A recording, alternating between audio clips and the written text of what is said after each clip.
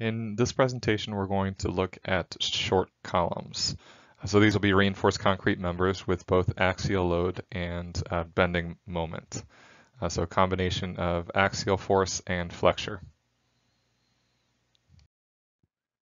By the end of this section, I want you to be able to illustrate how axial load is going to change our moment curvature relationship, calculate the plastic centroid and the plastic neutral axis of a section, create an unfactored moment-axial load interaction diagram and define the key points here.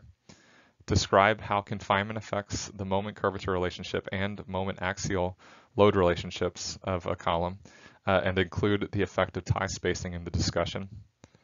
Create a factored moment-axial load interaction diagram with the key points and include the minimum eccentricity limits.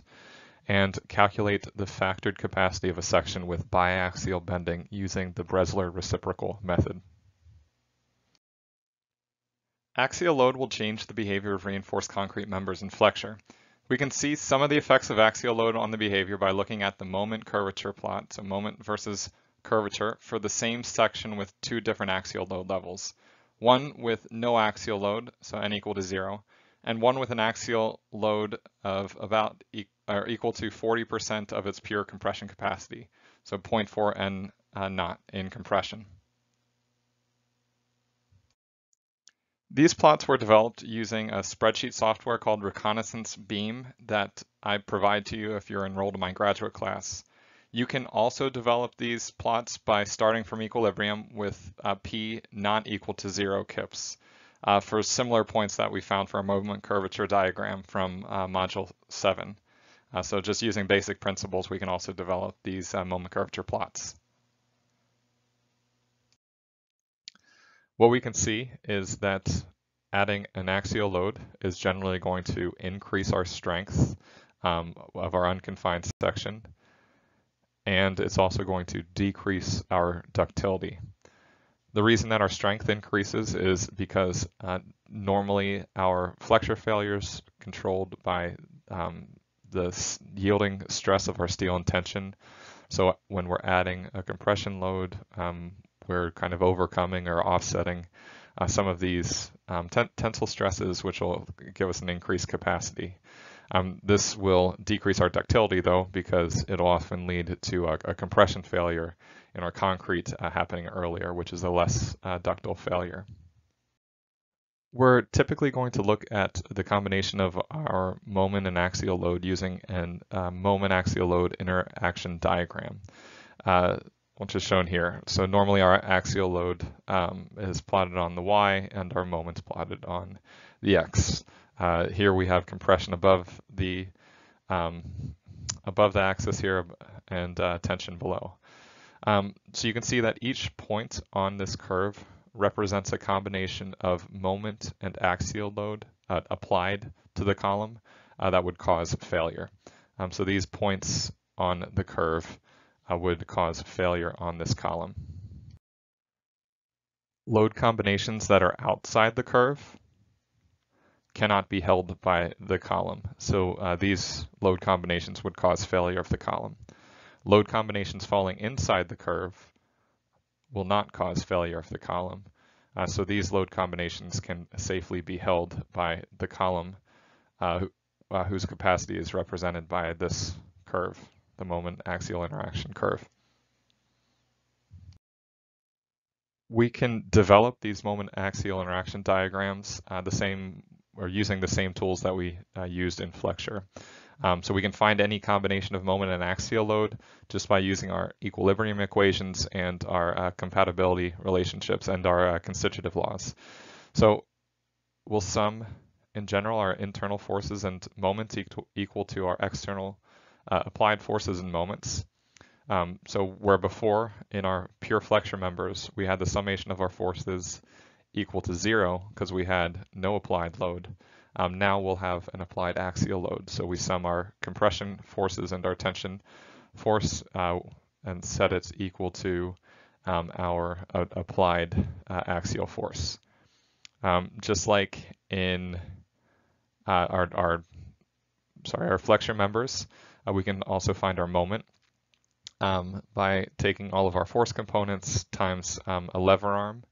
And in this case, we'll typically take our lever arm will be the distance between the center of our force component and the plastic neutral axis, which we'll talk about in a couple slides.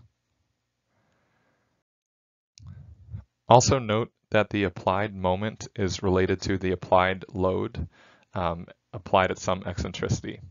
So if we have some load that's applied at the plastic neutral axis and a moment applied on the section, this is equivalent to a lesser moment and a load applied at some eccentricity, or it can be equivalent to a load just applied at an eccentricity where our eccentricity times our load is equal to our initial moment.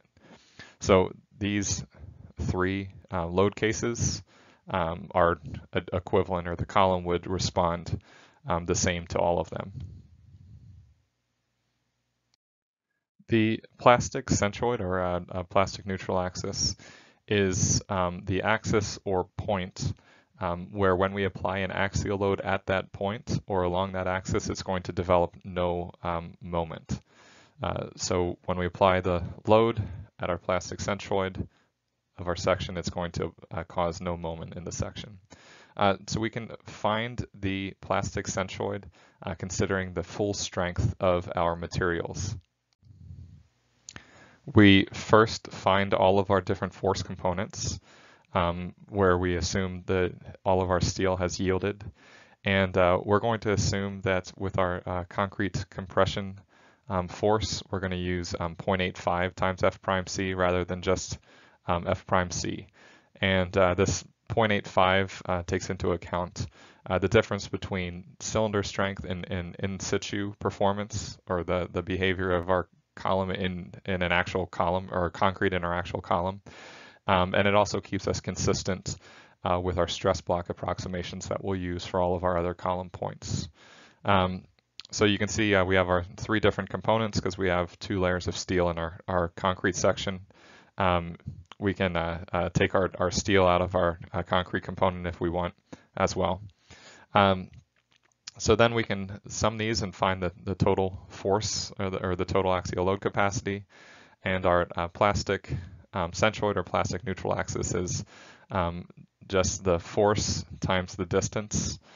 Here we're going to take the distance from the, the bottom to the center of the steel.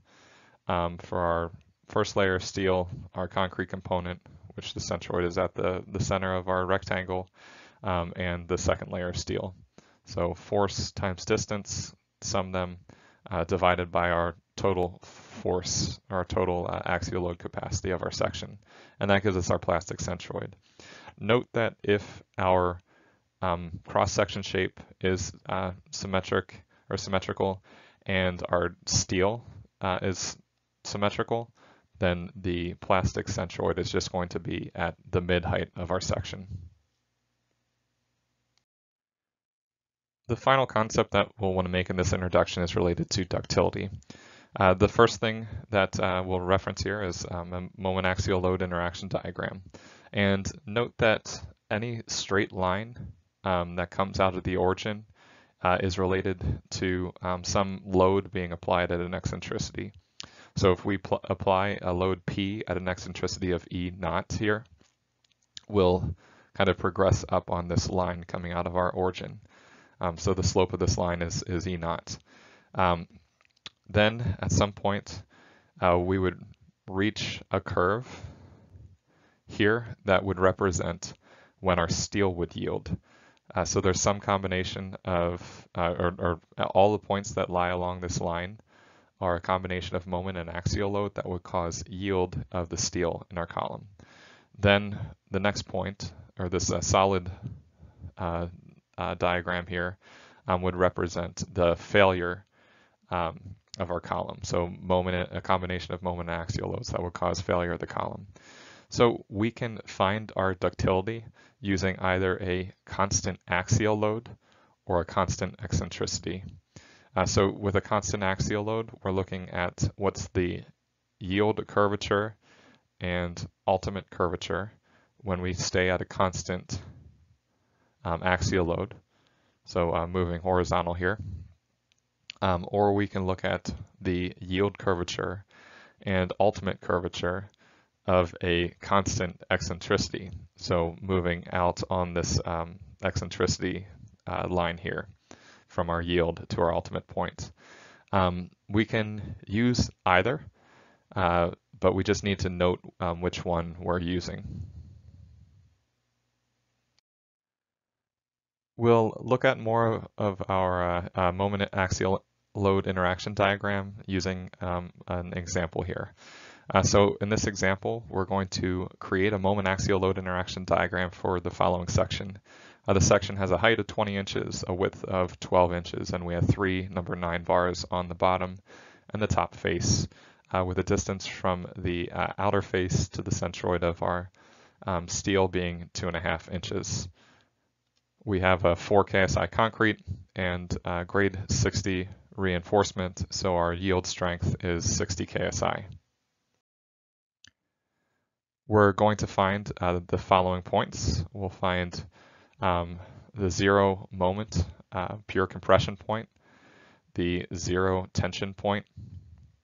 We'll find the balance point, the point where our steel yields when our concrete crushes, our tension controlled point, when the strain in our steel is equal to 0.005, which is our tension controlled limit for ACI. We'll have our pure moment point where we have no axial load applied. And then finally our 0 moment pure tension capacity. So you can pause the presentation now and note what slide you're on and go to the video for example 1.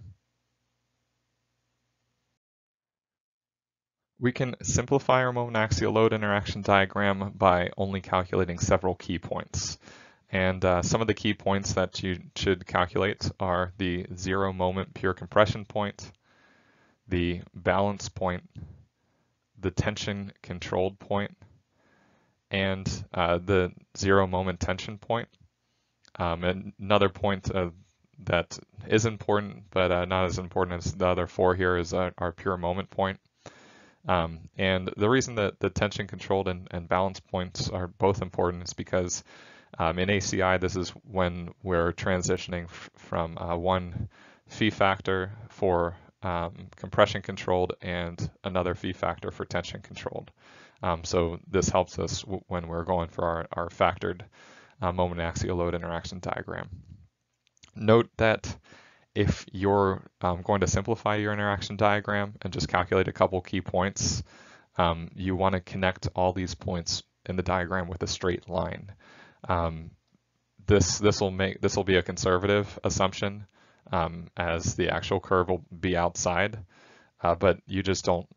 If you're only calculating these points, you don't know where this curve is going to be, so you need to make conservative assumptions. We're next going to look at how confinement is going to affect the behavior of our short columns.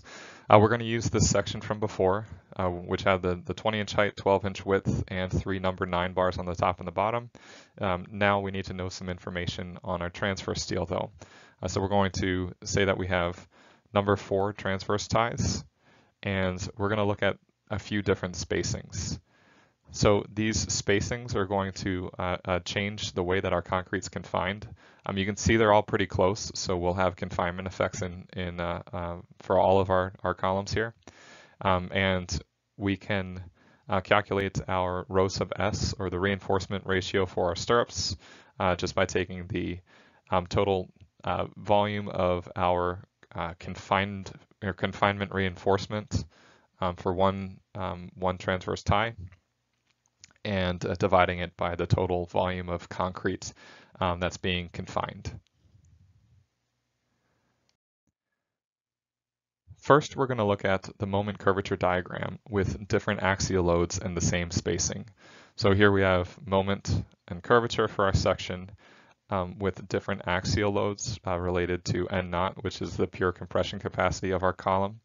And then here we have spacing. Our spacing is equal to 8 inches for all of these different axial loads that are applied. So what do you notice? The two things that I want to highlight are when we're applying an axial load, we're going to have a greater moment capacity before spalling happens. So here we have no applied load, and here we have 20% of the pure compression capacity being applied. You can see that as we increase the load more, we're going to decrease the capacity, but we still, even when we have 60% of the pure compression capacity applied, we still have a greater capacity than we did with no axial load applied. The second thing that you can see is looking at the post-spalling behavior. When we have no applied load, you can see that we have an increased capacity that's happening here due to confinement. And when we have an applied load, you can see that the slope begins to go negative, and actually we will no longer get above the capacity before spalling.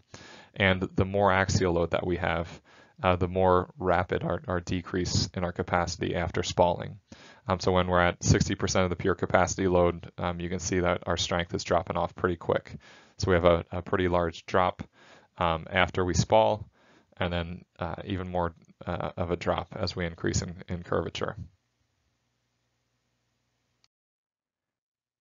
Here is the moment versus curvature plot for a column with, this time, 2-inch spaced transverse ties, and with varying levels of axial load. So 0, 20, 40%, and 60% of our pure compression load. So what do you notice here?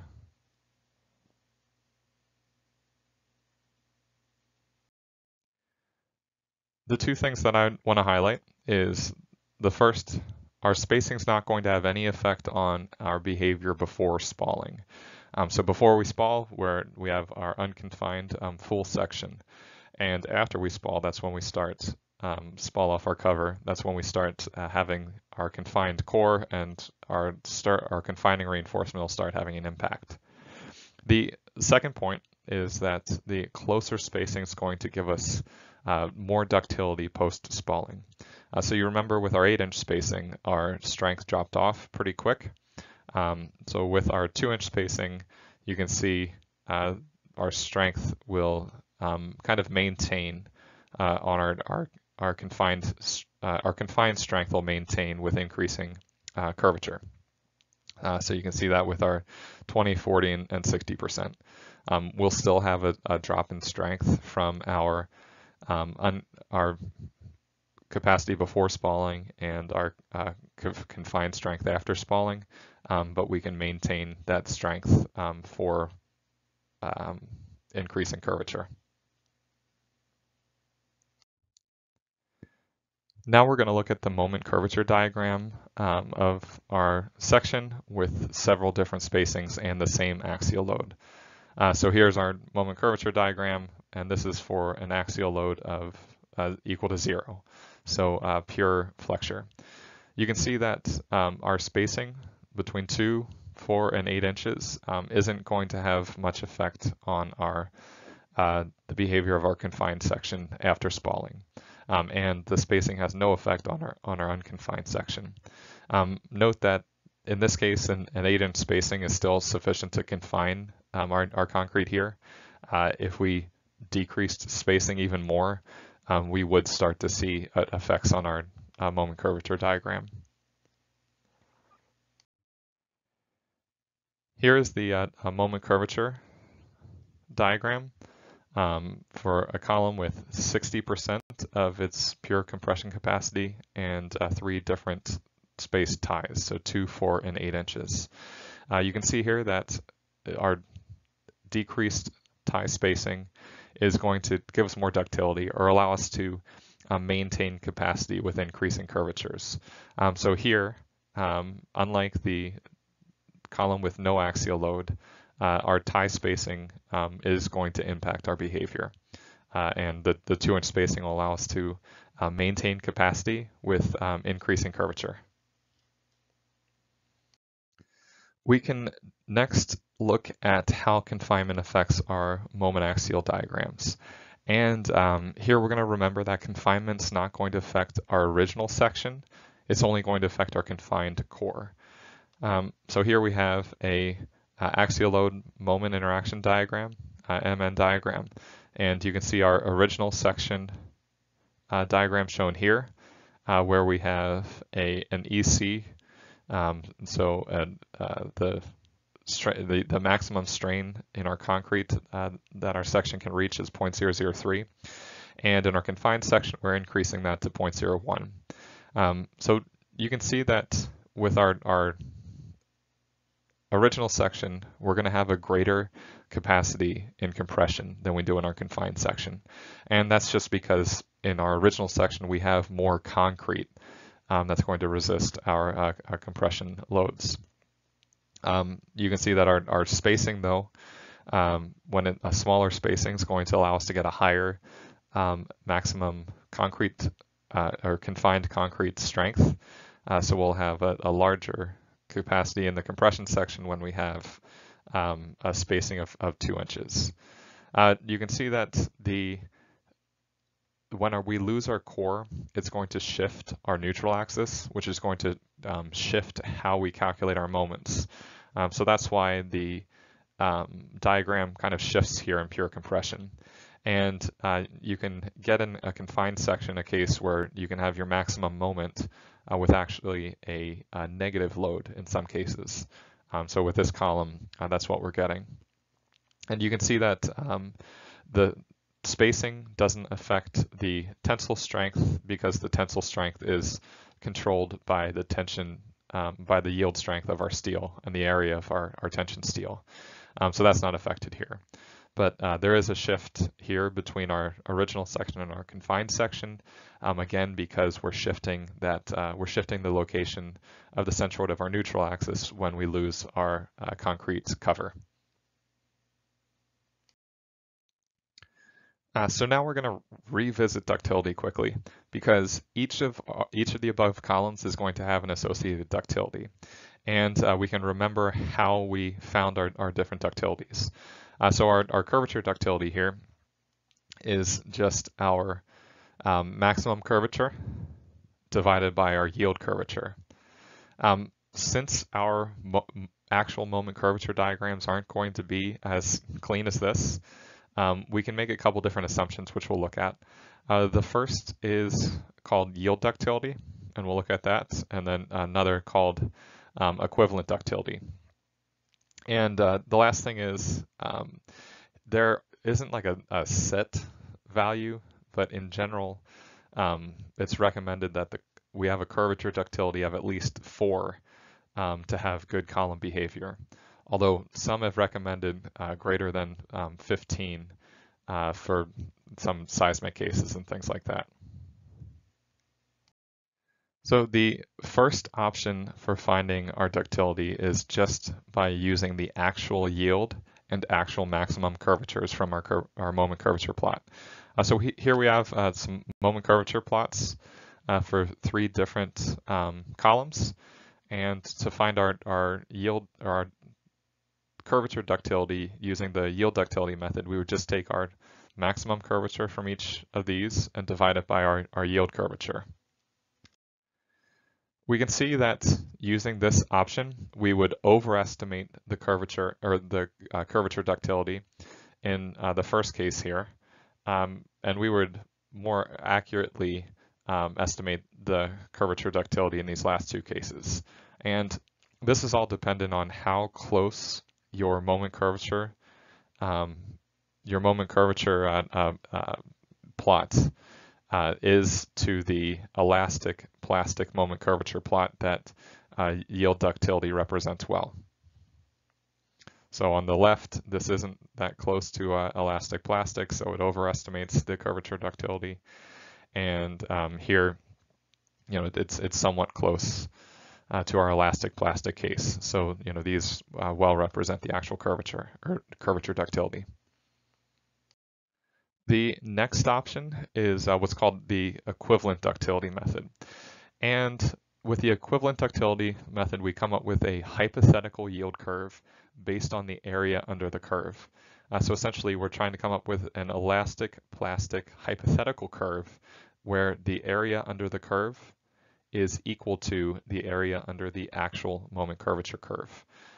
So what we do is we use the actual M max and we use the actual phi max or max curvature, and then we adjust our yield curvature so that we get our areas to be the same.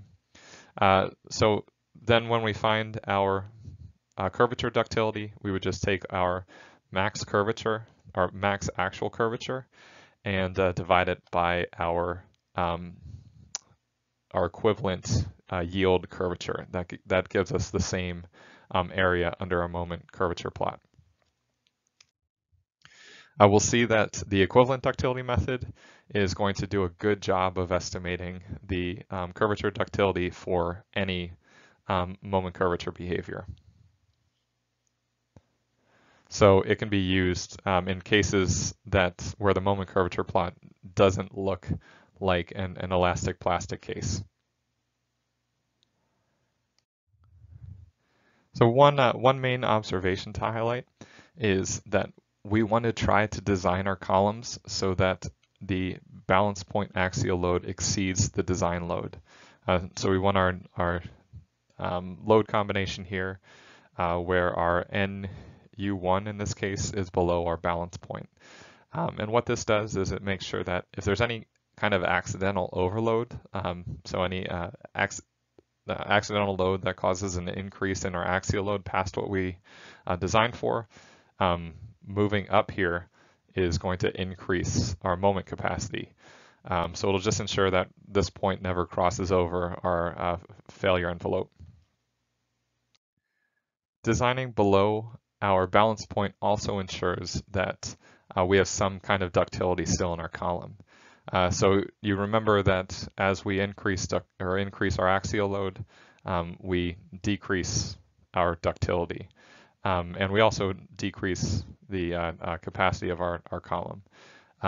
So if we try to stay below balance, so around 20 or 30% of our pure compression capacity, then we'll ensure that we have the maximum capacity in the section, and we also still have some ductility left in our section. We're next going to talk about a couple ACI limits for the design of reinforced concrete columns. The first ACI limit is for circular columns. We need to ensure that the confined strength of our column is equal to or greater than the original strength of our column with our cover. Essentially, this limit makes sure that we don't lose our cover and then immediately have our column fail. So it gives us some post-spalling ductility for our column. We went through this derivation before, so you can go back to the previous module to look at it again, where we talked about confinement material specifically. But you can see that ACI expresses this design limit as a reinforcement ratio required for our stirrups or spiral reinforcement. So we need to make sure that we provide enough spiral reinforcement so that our confined column has an equal to or greater strength than our unconfined column with the cover. The next limit that I want to highlight is the minimum eccentricity capacity cap. Essentially, a column cannot be designed for zero eccentricity. It's always going to have some kind of moment. So a load can never be right at the plastic centroid of a column, plastic neutral axis of a column. So previous codes took care of this by specifying a minimum eccentricity. So the ACI 31871 said that a minimum eccentricity of 0.05 H needed to be applied for spiral columns and 0.1 H for tied columns. However, this led to some unreasonable minimum eccentricities for columns with larger cross sections. So now in ACI 318, they specify a minimum eccentricity that becomes a cap to the pure compression capacity of the column. So in our moment axial load interaction diagram, this limit will be a cap on our diagram. Different reduction levels are applied to the pure compression capacity depending on the type of member and the type of transverse reinforcement. So you can see some of the reduction values here for non-pre-stressed, pre-stressed, and deep foundation members with different types of transverse reinforcement. So ties, spirals, and ties and spirals. So you can see reductions of 15 to 20% of the pure compression capacity piece of knot. The nominal axial compression strength at zero eccentricity depends on the type of member as well. So we have different P knots depending on if we're using non-pre-stressed or pre-stressed members, and we can find those piece of knot values using these two equations.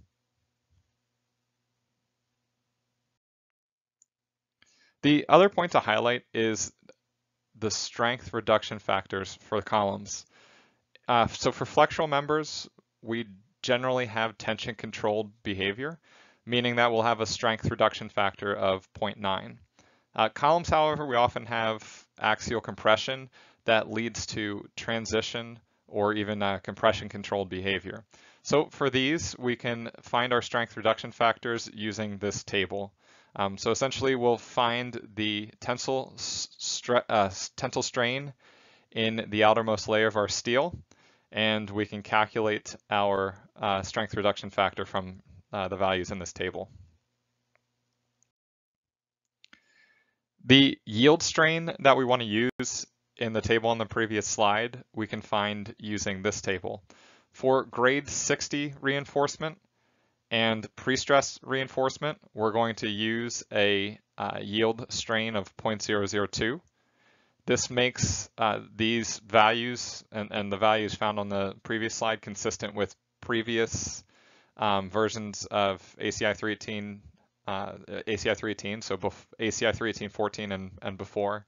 But now the new thing for ACI 318-19 is that for other deformed reinforcement with yield stresses other than 60 KSI, we need to calculate our yield strain using Hooke's law, so our yield stress divided by our steel modulus. When we apply our phi factor, we apply it both to our moment and our axial load. And we also need to cap the axial load portion based on our minimum eccentricity limit. So you can see here we have our unfactored moment axial load interaction diagram for the column that we've been looking at. And then we have our factored curve. So you can see our cap here will give us a horizontal line equal to the strength, the pure axial strength, including our phi factor and the, in this case, the 20% reduction for the rectangular tie section. And this is for our minimum eccentricity limit. Then you can see the difference between our factored and unfactored curve is greater on the compression side because we're reducing the strength by 0.65. Then on the tension side, we're only reducing by 0.9, so our factored is closer to our unfactored diagram. And then we have the transition region between our balance point here and our tension controlled point here. So you can see that the shape of our curve ends up looking kind of like a bottlenose dolphin because of the lower reduction on the tension side, the greater reduction on the compression side, and the transition between our compression controlled and tension controlled section. When we're designing, we want to make sure that our demand points from our different load conditions fall within our factored moment axial load interaction diagram. So here, if we had 4 different demand points from different loading conditions and they fell within our curve, we know we would have a successful design because we're designing our column to resist all of these loads. If we had one of these points falling outside of this curve, this would mean that our column is not satisfactorily designed for that load combination, but we wouldn't expect it to fail because it's still within our failure envelope. If we had a point falling outside both curves, then we would expect that point to cause failure of our column, and our column's not designed for that load. We can also have columns that are loaded to cause bending about both the x and the y axis. So if we apply the point of our load application with some eccentricity in both the y and the x direction away from our plastic centroid, then we're going to have a moment in the x and the y direction. So we need to be able to account for these biaxial loaded columns, which we're going to talk about on the next slides. We can use what is called the Bresler reciprocal method as recommended by previous versions of ACI 318. What this says is that the inverse capacity of a column with biaxial bending, so bending about both the x and y axes, so eccentricity is in the x and y direction, is equal to 1 over phi pnx, so the capacity if we have eccentricity only in the x direction, or plus 1 over phi pny, so the capacity if we have only eccentricity in the y direction, minus 1 over phi pn naught, which is the capacity if we have the load applied directly at the plastic centroid, so no eccentricity. So what this equation does is it gives us the factored load that we can apply with eccentricities in both the x and the y directions. Note that this equation was eliminated from ACI 318 in the transition to from ACI 318.11 to ACI 318.14, and currently there isn't any specified procedure in ACI 318 for columns with biaxial bending, but this equation is generally accepted as giving the capacity for columns with biaxial bending. So you can use this equation to estimate the strength. We'll practice everything that we've learned with this example problem. So for this square column, that's 12 inches by 12 inches with 8 number 6 bars and 2 inches from the outside of our column to the center of our steel. Grade 60 reinforcement, 5 KSI compressive strength for our concrete. So for this column, we're going to construct an unfactored moment-axial load interaction diagram with our 5 main points. Then we're going to construct a factored moment-axial interaction diagram both with and without our minimum eccentricity limit. And then finally, we're going to determine the column capacity if there was an eccentricity of in the x direction of 3 inches and in the y direction of 4 inches. So we'll use the Bresler reciprocal method for this. And at this point, you can stop the video and go to our example problem 2. Shown here are some references for further study on the topic of short columns.